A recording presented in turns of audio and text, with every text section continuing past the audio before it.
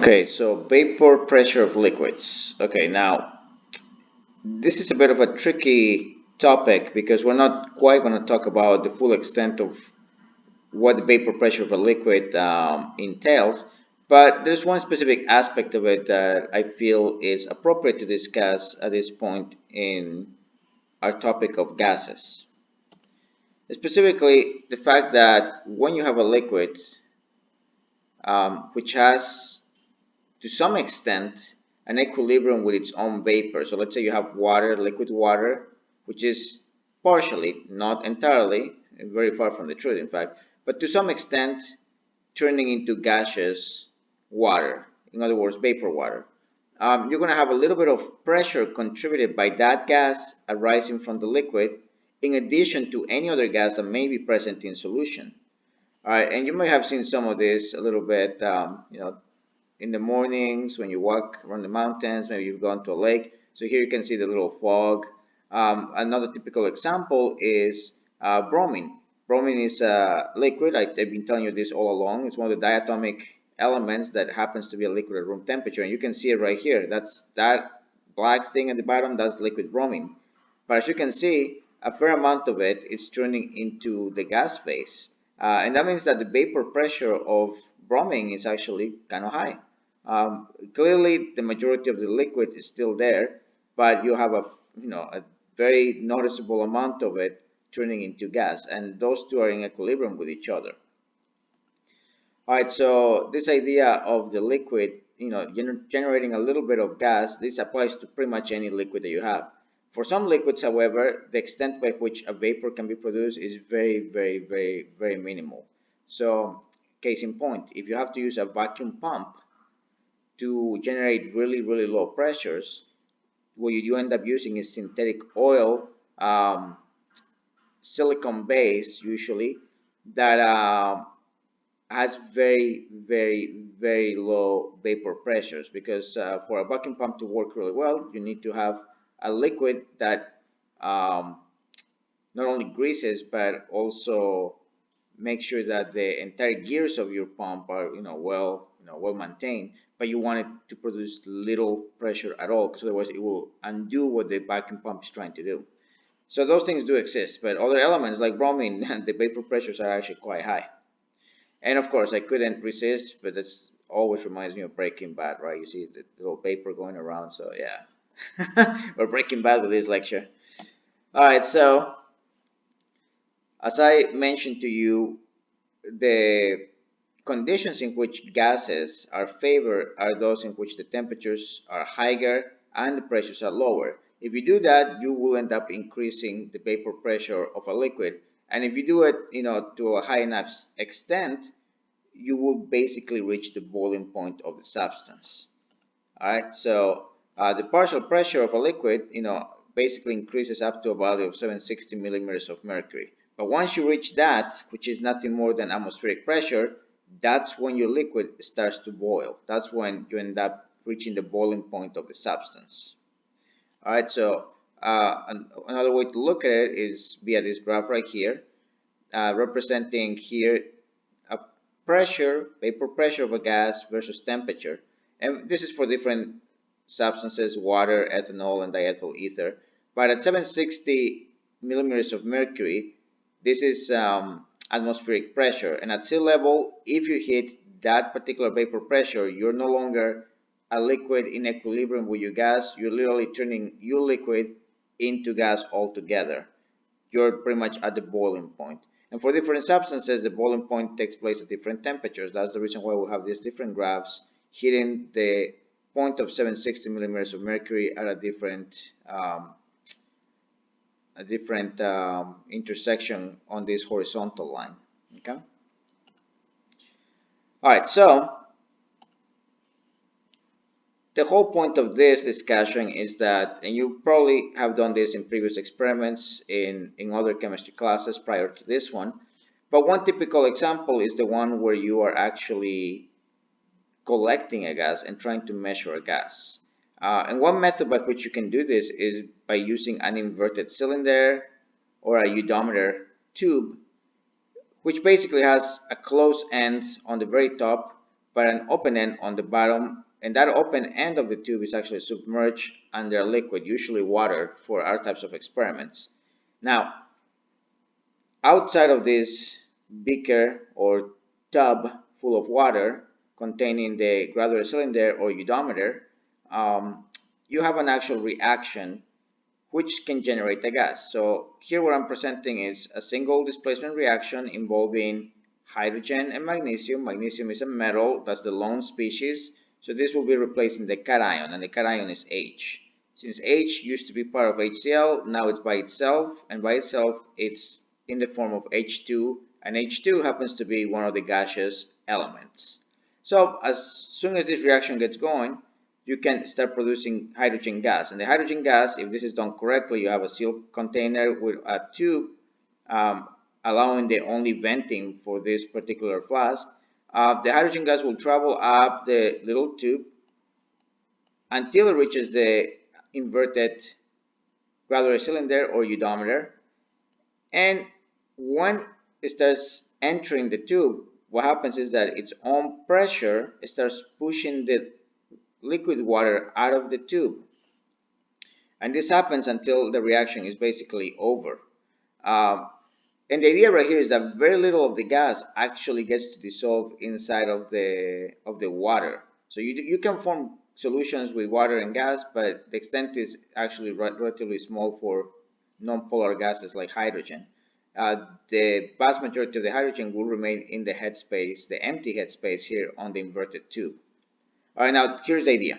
You are collecting your gas in the tube, but because it's being collected over a liquid, the liquid itself produces, not a lot, but it does produce a little bit of gaseous solvent, in this case gaseous water, that also contributes to the total pressure inside this flask. So the partial pressure of water plus the partial pressure of H2 will give you the overall pressure of the flask. And you may ask, well, what is the pressure of the flask? And the answer is whatever the pressure in the room where this is located, because as you can see, these things are not sealed up. This is submerged in the water, but everything is pretty much open to the atmosphere, aside from the flask where the reaction is happening.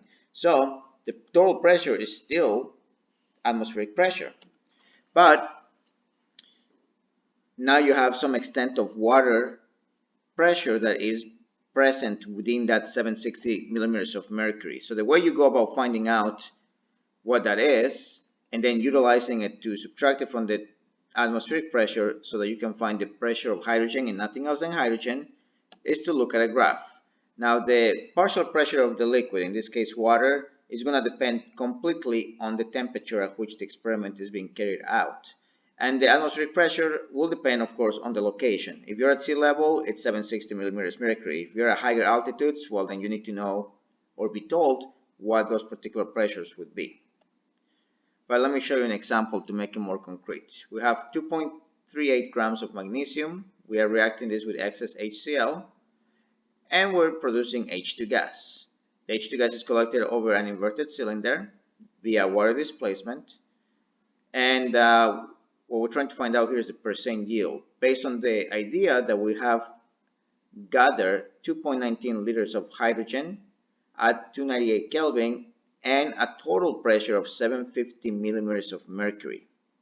All right, so as you can see, the mere mentioning of percent yield ought to make you think of stoichiometry and potentially limiting reactant problems. Now in this case, this is actually going to be a regular stoichiometry problem because I told you explicitly that HCl is in excess. So automatically that makes magnesium the limiting reactant. So we're going to start with that equation. That's the first thing to do. So magnesium with 2 HCl's gives you H2 and MgCl2. You should be able at this point to arrive at that equation relatively quickly. And if not, make sure that you practice that because balancing reactions is going to be a must to pass this class. A lot of it depends on it. All right, so yes, HCl is in excess, so we don't even consider it. We stick with magnesium as the limiting reagent. So the theoretical yield of H2 can be based on the limiting reactant. We have 2.38 grams of Mg. What we do with that is simply to change it to moles using the molar mass of magnesium. The grams of magnesium will cancel out so long as you place the molar mass on the bottom, the moles on top.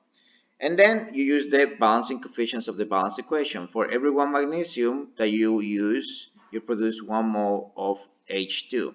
And so that becomes your molar ratio right here to switch from magnesium over to H2. All right, now notice that what I'm telling you here in terms of the actual quantity of H2 is the volume, the temperature, and the pressure. And that I remind you, along with the fact that H2 is a gas, that this is nothing more than the perfect setup to use the ideal gas law. So you don't want to go to grams for this theoretical yield calculation. You want to stop right here in moles. And the idea is because we're going to have to use the ideal gas law to find out the actual yield of the substance. And the actual yield is based on the volume, the temperature, and the pressure collected and measured for the actual, gas. So here we go. And yes, at the end, once we find the partial pressure of hydrogen, we can use this equation right here. Excuse me.